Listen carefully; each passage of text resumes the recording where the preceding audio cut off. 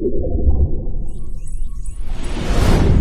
are with the Nobel Prize Amartya and Dr. Minicelli, the president of FONRES, Bernardo Klicksberg. Amartya, your ideas, you told us now in your outstanding exposition that the people in Europe, the leaders, know that the ideas are wrong, but they follow up and continue in the same way. What is the reason? ¿Por qué las élites en Europa, sabiendo que esto está equivocado, el camino que han tomado, siguen en el mismo camino? Well, I think the European problem has been created by a combination of very bad economic reasoning, and it's fitting into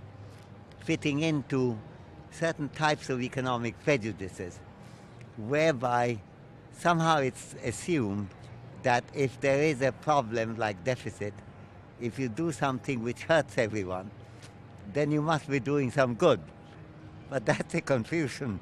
A lot of hurting is of no good at all.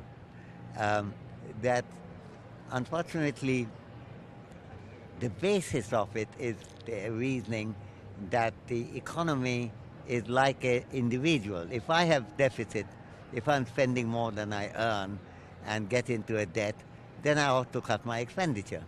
But if you do that for an economy, if you cut one person's expenditure, that's somebody else's income. And that just magnifies it.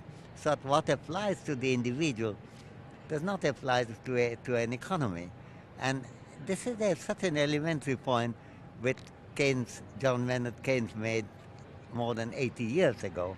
And the fact that we have to revisit this very obvious elementary territory is very unfortunate. And then there have been those who have tried to deny that Keynesian type of reasoning, have brought in all kinds of sophisticated things about what it does to the confidence of the business, etc. But those arguments don't really stand up. And this has been a very unfortunate thing where sophisticated argument after sophisticated argument have been used in defense of a very simple kind of economic reasoning. And I think the time has come to say goodbye to that. But behind that, the political force, especially I would say the Bundesbank and the German economic thinking. I'm very, very positive on German economic thinking on the environment and their worry about nuclear. I'm much more on the German side than on the French side in being suspicious of the nuclear. But on the European economic policy, I don't think Germany has been a good leader. On the nuclear, yes. On the economy, no. Yes, and as you told us, always people interested can find some argumentation to justify anything. La verdad que la pregunta que le queremos hacer es si está dispuesto por ahí a darnos un mensaje más amplio en relación a lo que decíamos recién, ¿no? Esto de no trabajar con pruebas al azar, empezar a trabajar con experiencia empírica probada, empezar a recrear lo que significa la conciencia y el conocimiento adquirido para poder a partir de ahí aplicarle conocimiento a la realidad y a lo que nos está pasando. I think that's a very good question. And we need both solid scientific informational scrutiny, more data, but also more relevant data appropriately scrutinized and presented on one side. We also need much clear-headed reasoning about what kind of information are we looking and how we can deal with it. I think the policies that have gone wrong to a very large extent in Europe dealing with the economic crisis, and to a smaller extent, still to a substantial extent in America in dealing with their own crisis, they have arisen from both empirical failure in not looking for the right information, as well as reasoning failure, not seeing how the different parts of the evidence relate to each other. And, bad economic reasoning can often be very appealing because they appeal to sometimes are very elementary prejudices. And unfortunately, a lot of that has happened in this case. We do need to get over the situation where we rely on bad data and bad reasoning to a situation when we have better data and better reasoning to deal with problems that are real and really important. You saw hungry in your childhood. You saw poverty in many of your experiences in the world. You denounced poverty in India in one of your last books, half of the population without sanitary installations. What is your general thinking? Poverty can be overcome really? I think the amazing thing isn't so much whether poverty could be overcome, but given the fact that it should be so easy to overcome if we get our acts together, that it still remains such a big reality in the world. It's really quite extraordinary. It's not that we're dealing with problems where we don't know what is causing what. We do know exactly what is causing what. We need more basic education, more basic health care. We need gender equality. We need an open economy.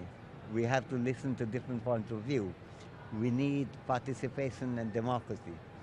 And we need a situation when neither the tyranny of politics of dictatorial kind or military kind of which Latin America has seen a lot, nor the tyranny of bad ideas deflect us from